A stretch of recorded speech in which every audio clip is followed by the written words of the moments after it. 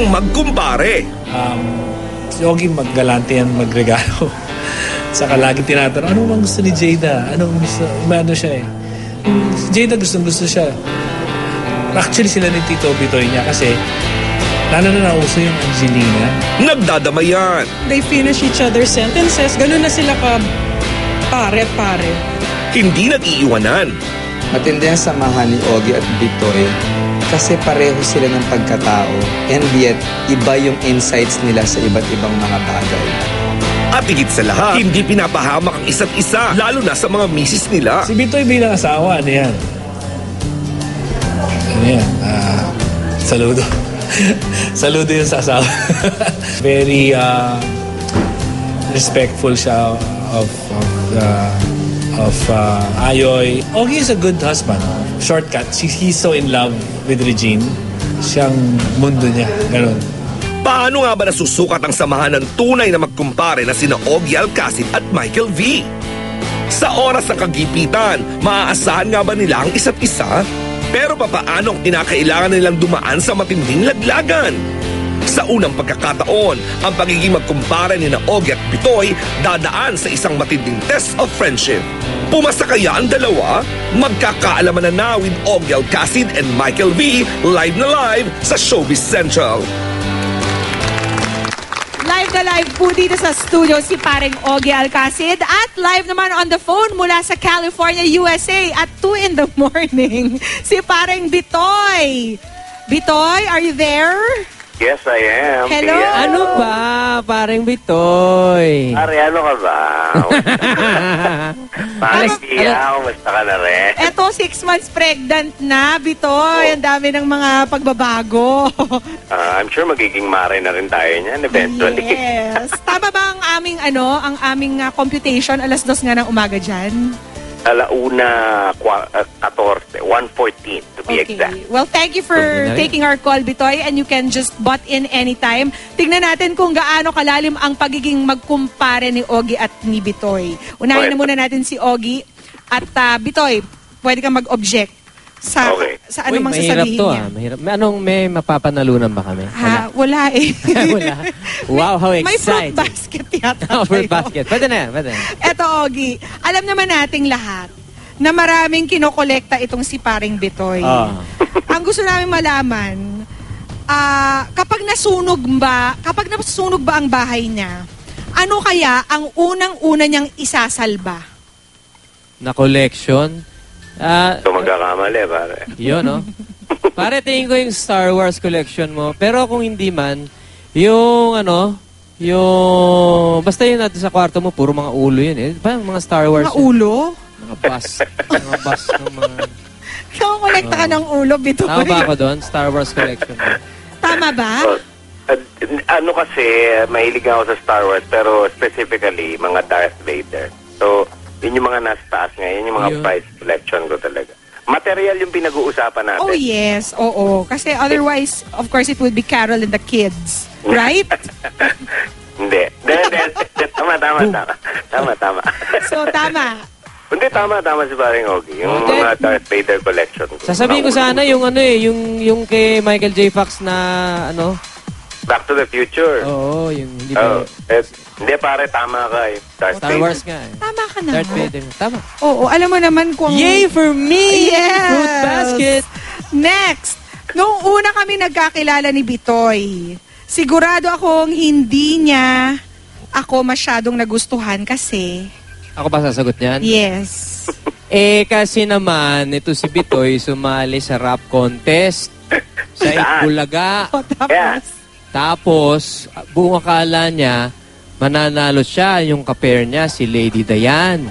Kasi galing na galing siya sa sarili niya. Pero sa lahat ng mga judges, panalo siya. May isang judge, inilaglag siya. Sino to? Ako yun. Ay, grabe. Buti naging magkaibigan pa kayo, ha? Mabuti ka't sumikat si Bitoy eventually. Mabuti sumikat si Bitoy. Hindi ko naman alam na siya yun. Bitoy, hanggang ngayon pa ba, dinadamdam mo pa rin yun? Kahit konti? Tinetreasure ko na yun. Kundi dahil doon di kami naging magkumpare. Yun, nakita mo. Sinadya ko yun, natalunin siya. Kasi kung Kaya nanalo nga, siya doon, alam hindi niya, na kami alam niya, magiging magkumpare. Hindi Tinan mo, mangyayari. what you meant for good, Oo. for bad, Became- turned out to be good. Yeah. Right talaga yun. Became a fruit basket. Pa-email na lang. Nakakadalawang fruit baskets ka na. Ito naman for Bitoy. Oo. Uso sa magkumpare ang utang at utang na loob. Ano ang isang bagay na tinatanaw mong malaking utang na loob kay paring Ogie at malamang hindi yung pagkapanalo sa rap contest sa Eat Bulaga? Oy, pero hindi on the contrary, yun ang malaking utang na loob ko talaga sa kanya. Dahil? Yung pagkakatalo na yun, doon Oo. nagsimula yung pagpupursige ko na maging mas mabuti kesa doon sa kinalalagyan ko noong time na yun. Nakita mo. Ayun. So, Oo, naging, oo. naging fuel mo to Oo. prove him wrong. Ganon. Oo, at saka ngayon nga nare-realize ko nang sinadya niya talaga. Oo. Kasing akma naman ako'y maging judge sa rap contest. Kasi baladir ako eh. I'm sure na-threaten ka lang kay Bitoy. Sabi mo, Sabi ko, ang galing nito ah. mas sisikat pa to sa Ilaglag akin. ko nga Ayoko to. na nga. Na-foresee niya na yun. Kaya, Oo. Are, maraming salamat talaga sa pagkakatalo mo sa akin. Alam mo naman, mahal ka. Tinatanong ko isang malaking utang na loob. Wala ano man. Wow. Nasuklian mo na ba ang utang na loob mong yan sa kanya, Bitoy? Ano yun? Ano yun? Nasuklian mo na ba ang utang na loob na yan kay Ogie? hindi pa nga eh. Huwag kang mag-alala, papatalo rin kita next time. Huwag na, okay na ako.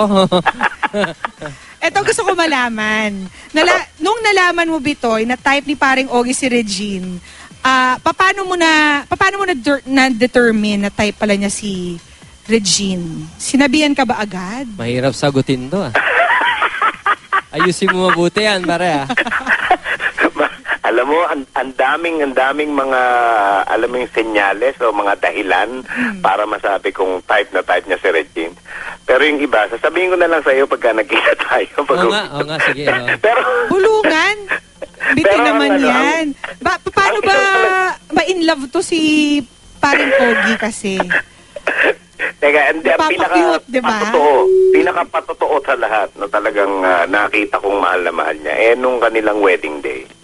Napapansin mo naman kahit lahat ng mga nakapanood niya, nakita sa mata ng mag-asawa na talagang sila in love sa isa't isa. Sabay-sabay lahat dito pare.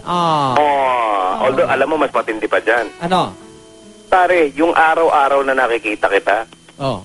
at nakikita ko yung mata mo, Oh. araw-araw napapatunayang mahal mo yung asawa mo. Oh. Ibang fruit basket, Magkaibigan nga kayo. Pare, eto, sabihin ko. Kailangan kong higitan yan eh.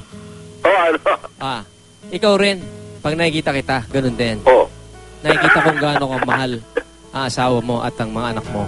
Yeah. At pati na rin ako. Ayun. Ito nagiging boy pick-up na yung pag-uusap. Yes. Teka, Salamat, Bitoy, pare. kailan ka babalik? Dito sa Malapit na. Pilipinas. Malapit na, mga 27, nandyan na ako.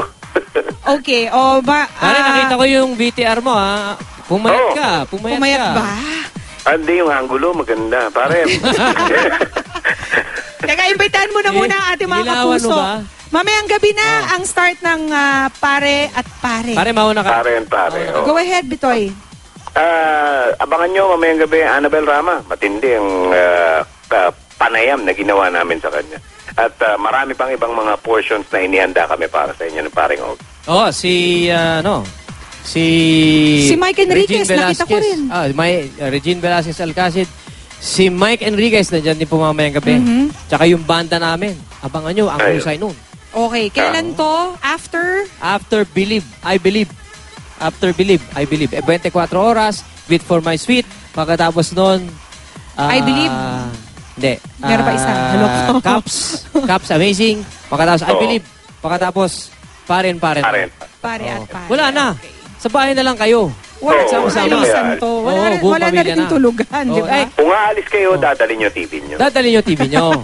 Bitoy, thank you very much for taking our call. We'll see you soon. Yeah. Yung mga pabilin ko Pare, ingat ka. Ingat kayo dyan. Enjoy. Salamat paring Ogie. Salamat sa lahat. Sige, chismis na tayo pagbalik mo. Thank you, Ogie.